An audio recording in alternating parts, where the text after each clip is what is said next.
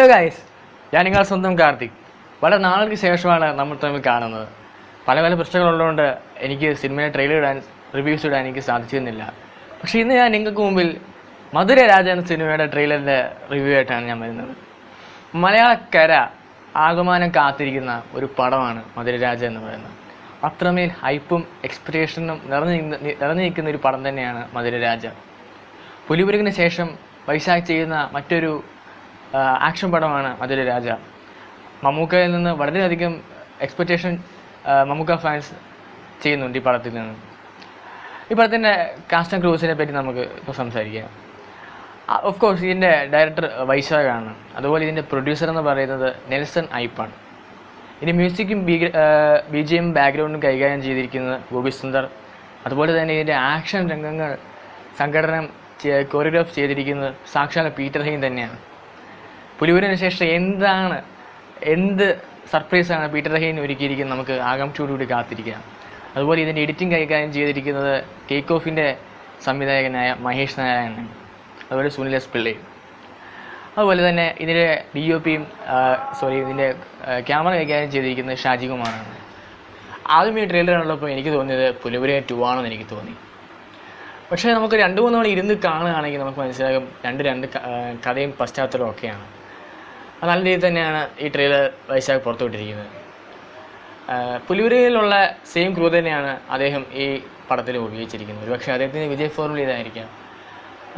കൂടുതൽ കാര്യത്തിലേക്ക് ഞാൻ കടക്കുന്നില്ല, നമുക്ക് ഈ ട്രെയിലറിലേക്ക് കടക്കാം. ട്രെയിലറിൻ്റെ ആദ്യമേ കാണിക്കുന്നത് പാമ്പിൻതുരുത്ത് എന്ന് പറഞ്ഞ സ്ഥലത്തെ പറ്റിയാണ്. പാമ്പിൻതുരുത്തിലേക്ക് നരയൻ പോകുന്നതും അവിടെ ഒരു കള്ളമാറ്റ് സംഘത്തെ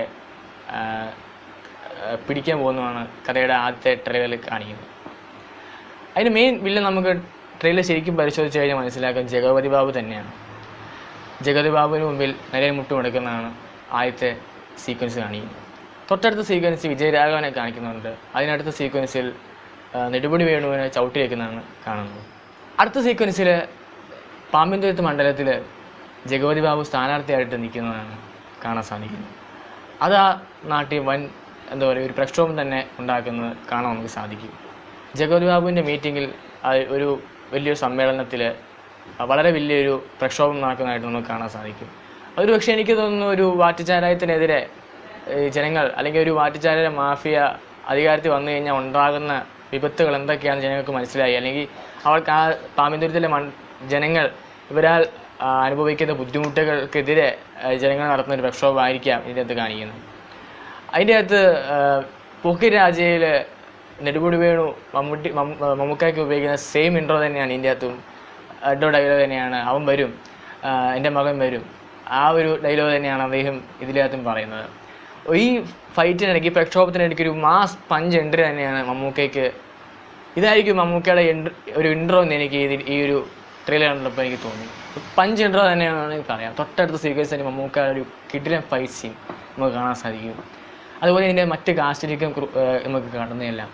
ഇതിൻ്റെ എടുത്തു പറയാവുന്ന ഒരു കഥാപാത്രം എനിക്കായിട്ട് തോന്നിയത് അനുശ്രീയാണ്. അനുശ്രീ നല്ലൊരു ശക്തിയായ ഒരു കഥാപാത്രമായിട്ട് എനിക്ക് തോന്നി. പിന്നെ അതിൻ്റെ ആക്ഷനൊപ്പം തന്നെ നമുക്ക് വളരെയധികം പോക്കിരാജ നമുക്കറിയാം, വളരെയധികം നമ്മളെ ചിരിപ്പിച്ചൊരു പടമാണ് പോക്കിരാജ എന്ന് പറയുന്നത്. ഒത്തിരി കോമഡി എലമെൻറ്റുകളും അതുപോലെ തന്നെ വളരെ വലിയൊരു കോമഡി കാസ്റ്റ് തന്നെ ഇതിനകത്തും ഉണ്ട് കേട്ടോ. ഇതിനകത്ത് നമുക്ക് ബിജുക്കുട്ടനെ കാണാൻ സാധിക്കും. അതുപോലെ തന്നെ മനോഹരൻ മംഗളോദയം, ഫസ്റ്റ് പാട്ടിലെ എല്ലാവർക്കും ഇഷ്ടപ്പെട്ടൊരു കഥാപാത്രമാണ് മനോഹരൻ മംഗളോദയം. അദ്ദേഹത്തിൻ്റെ ഭാര്യ, അതുപോലെ തന്നെ ഷാജോൺ, അജു വർഗീസ്, രമേഷ് പിഷാരടി തുടങ്ങി നമ്മളെ കൂടെ ചിരിപ്പിക്കാൻ പറ്റിയ ഒരുപാട് കഥാപാത്രങ്ങൾ ഇതിൻ്റെ അകത്തുണ്ട്. അതുപോലെ ആക്ഷനൊപ്പം തന്നെ എന്താ പറയുക, ഒരു ഒത്തിരി ഹാസ്യത്തിനും കൂടെ പ്രാധാന്യം നൽകിയൊരു സിനിമ തന്നെയായിരിക്കും ഇതെന്ന് ഞാൻ പൂർണ്ണമായിട്ട് വിശ്വസിക്കുന്നു. അടുത്ത് അതിൻ്റെ അകത്ത് മെയിൻ കഥാപാത്രങ്ങൾ എനിക്ക് തമിഴ്നാട് ഇതിനകത്തൊരു പ്രധാനപ്പെട്ട ഒരു കഥാപാത്രം വഹിക്കുന്നുണ്ട്. ഫസ്റ്റ് പാർട്ടിൽ പൃഥ്വിരാജ് എങ്ങനെയാണോ മമ്മൂക്കയ്ക്ക് അനിയനായിട്ട്, അതുപോലെ തന്നെ തമ്പി മാതിരി, അതുപോലെ അന്നായഷ്മ രാജൻ, മഹിമ, അതുപോലെ ഷംന കാസിം തുടങ്ങിയ നടിമാരും ഈ പടത്തിനകത്ത് കാണാൻ സാധിക്കുന്നുണ്ട്. ഇതിൻ്റെ ഒരു പൊളിറ്റിക്കൽ മൂവി എന്ന് തന്നെ വേണമെങ്കിൽ പറയാൻ സാധിക്കും. കാരണം ഇലക്ഷനും കുറേ കാര്യങ്ങളെല്ലാം ഇതിൻ്റെ അകത്ത് കാണിക്കുന്നുണ്ട്. വോട്ട് ഫോർ മധുര രാജ, ഒരു സിംഹത്തിൻ്റെ ചിഹ്നത്തിൽ അടയാളം, എനിക്ക് വോട്ട് ചെയ്യാമെന്നൊക്കെ പോസ്റ്ററൊക്കെ നമ്മൾ കണ്ടു കാണും. എനിക്ക് തോന്നുന്നു ജഗപതി ബാബുവിനെതിരെ മത്സരിക്കുന്ന ഒരുപക്ഷെ മമ്മൂക്ക തന്നെ ആയിരിക്കും. വളരെ എന്താ പറയുക വളരെ ഇൻട്രസ്റ്റിംഗ് തന്നെയാണ് ഈ കഥ മുമ്പോട്ടിരിക്കുന്നത്. എന്ത് സംഭവിക്കും കാരണം ഒന്നും പറയാൻ പറ്റത്തില്ല. നല്ല രീതിയിൽ തന്നെ ട്രെയിലർ മുമ്പോട്ട് പോകുന്നത്. കുറച്ച് ത്രില്ലർ നമുക്ക് ട്രെയിലർ തീരുമ്പോൾ നമുക്ക് കുറച്ച് ത്രില്ലർ എലമെൻറ്റുകൾ ഫീൽ ചെയ്യുന്നുണ്ട്. അതുപോലെ മറന്നുപോയി കേട്ടോ, സണ്ണി ലിയോണെ പറ്റി പറയാൻ മറന്നുപോയി. ഇതിൻ്റെ മലയാളത്തിലേക്ക് സണ്ണി ലിയോണിൻ്റെ ആദ്യത്തെ ഒരു വരവാണ് മധുരരാജയിലൂടെ നോക്കുന്നത്. മധുരരാജ ഒരു ഐറ്റം ഡാൻസിനാണ് എന്നാണ് എല്ലാവരും കരുതിയിരിക്കുന്നത്. സണ്ണി ലിയോൺ കൊച്ചിയിലുണ്ടാക്കിയ ഓളമെല്ലാം നമുക്കറിയാം. അപ്പോൾ April 12 എന്ത് ഓളമാണ് സണ്ണി ലിയോൺ ഉണ്ടാക്കാൻ പോകുന്നത് നമുക്ക് കാത്തിരുന്ന് കാണാം. സണ്ണി ലിയോൺ ഈ പടത്തിനകത്ത് വളരെ എന്താ പറയുക ഗതി നിർണ്ണയിക്കുന്ന ഒരു റോള് തന്നെയാണ് ചെയ്യുന്നതെന്നാണ് ഈയിടയ്ക്ക് മമ്മൂക്കായും അതുപോലെ വൈശാഖ് ഡയറക്ടർ പറയുകയുണ്ടായി. അതിനെപ്പറ്റി കൂടുതലൊന്നും പറയുന്നില്ല. നമുക്ക് കഥയിലേക്ക് മുമ്പോട്ട് പോകാം. 10 കൊല്ലത്തിനിടയ്ക്ക് മമ്മൂക്കയുടെ ഏറ്റവും മികച്ച ഒരു ആക്ഷന് പ്രാധാന്യം നൽകിയുള്ള പടം തന്നെയായിരിക്കും മധുരരാജെന്ന് ഞാൻ തറപ്പിച്ച് പറയുകയാണ്. കാരണം അത്രയേറെ പെർഫെക്ഷൻ ഫൈറ്റിനകത്ത് കാണാൻ സാധിക്കുന്നുണ്ട്. ഈ ട്രെയിലറിനകത്ത് പല ഫൈറ്റ് സീക്വൻസിലും കാണാൻ സാധിക്കുന്നുണ്ട്. മമ്മൂക്കയുടെ ഒരു കരിയറിലെ ഏറ്റവും മികച്ചൊരു പടം തന്നെ, ഒരു ഏറ്റവും മികച്ച ബിഗ് ബഡ്ജറ്റ്, പഴശ്ശിരാജയ്ക്ക് ശേഷം മമ്മൂക്ക ഏറ്റെടുക്കുന്ന ഒരു ബിഗ് ബഡ്ജറ്റ് പടമാണ് മധുരരാജ. അതുപോലെ തന്നെ അദ്ദേഹത്തിൻ്റെ കരിയറിൽ ഏറ്റവും മികച്ചൊരു പടം തന്നെയായിരിക്കും മധുരരാജ എന്ന് ഞാൻ വിശ്വസിക്കുന്നു. ഇത്രയുള്ള എനിക്ക് ട്രെയിലറെ പറ്റി പറയാനുള്ള കാര്യങ്ങളും എല്ലാം. എല്ലാവരും വെയിറ്റ് ചെയ്യുക. April 12 നമുക്ക് വളരെ വലിയൊരു ഇത് പ്രതീക്ഷിക്കാം. ഈ പറയുമ്പോൾ മുഷ്ടിപ്പിക്കുന്നില്ല. നമുക്ക് ചോദ്യങ്ങളിലേക്ക് കിടക്കാം. നമുക്കറിയാം ലൂസിഫർ എന്ന സിനിമ ഇപ്പൊ തകർത്ത് ഹിറ്റായി കൊണ്ട് ഓടിക്കൊണ്ടിരിക്കുകയാണ്.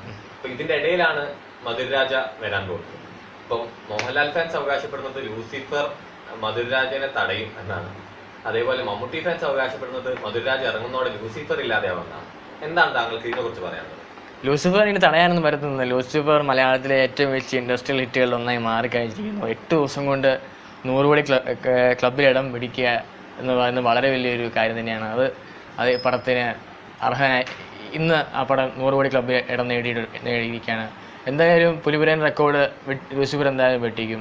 പക്ഷെ ലൂസിഫറിൻ്റെ ഒരു വിജയം എന്തായാലും മധുരരാജയെ ബാധിക്കില്ല. കാരണം മധുരരാജ നല്ലൊരു പടമാണെങ്കിൽ അതിക്കും മേലെ ഈ ബോക്സ് ഓഫീസിൽ വാരം മധുരരാജയ്ക്ക് സാധിക്കും.